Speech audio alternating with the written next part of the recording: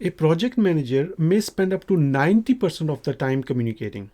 It means the main activity for the project manager is communications, which includes planning, managing, and monitoring the project communications. Hi, I am Daud Nasir, project management coach and trainer. In this video, I will discuss how the three stages of communication management relate to each other. So let us begin with the first stage, planning, which includes three steps.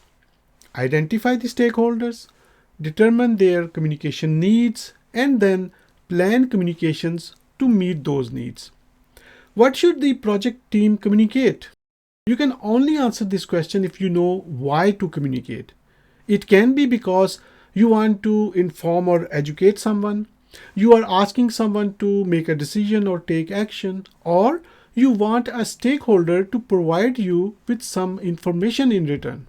The project manager will do all that for one simple ultimate reason: to satisfy the stakeholders. It includes the project team, project sponsor, and all other stakeholders. So, as part of planning, you will first understand the information needs of the stakeholders and then design the communications that are supposed to meet those needs. So, it should be obvious that you will need to know what your stakeholders are asking. You can find out by collecting and analyzing data about their interests, expectations, influences, and other such information. For example, after collecting all the types of information about stakeholders that I just mentioned, a project manager finds that almost all stakeholder groups want to be involved in the decision making for selecting the right solution. So the PM plans a meeting and identifies it in the communications management plan.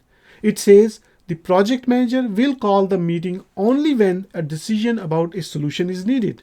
It also asks to invite all stakeholder groups to this meeting. So that is an example of planning communications. The second stage is to communicate. The project manager and other team members will carry out the communications according to the communications management plan. But it is not that they will communicate and are done. The project manager will collect information about the communications that happened.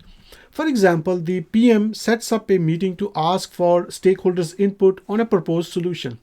15 stakeholders from different groups were invited to the meeting, but only 3 attended. One way to deal with this situation is, well, I invited all of them. If they didn't come, it's not my fault. Do you think this is the right way to deal with this situation? I say no.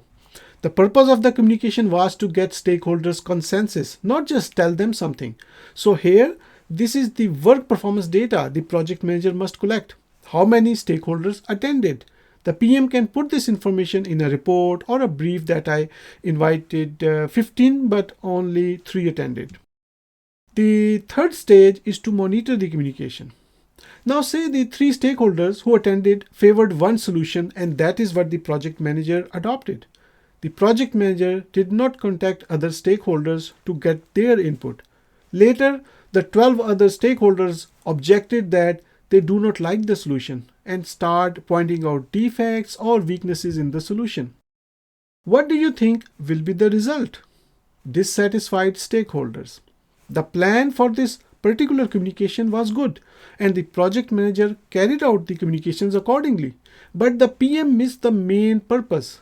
Remember, the focus is to satisfy the communication needs of the stakeholders. So with this information that 12 missed the meeting, a smart project manager knows this will likely result in dissatisfaction at a later stage, no matter who is at fault. The right thing to do is monitor the effectiveness of communications and ensure that each communication meets the reason it was taken up for. As part of monitoring the performance of communications, the project manager will track stakeholders' comments, objections, and concerns related to those communications. Then take the appropriate steps to resolve those concerns. It could be modify the communications management plan with a change request so that the communication plan is better aligned to meet the needs of the stakeholders. Or it could be some other steps that does not require changing the plan. As part of all this communication management related work, The project manager will also distribute the information according to the agreed plan, store the artifacts, retrieve those artifacts whenever needed, and dispose of the information. This is a brief explanation of project communications management work. Good luck with the PMP exam. Thanks for watching and bye for now.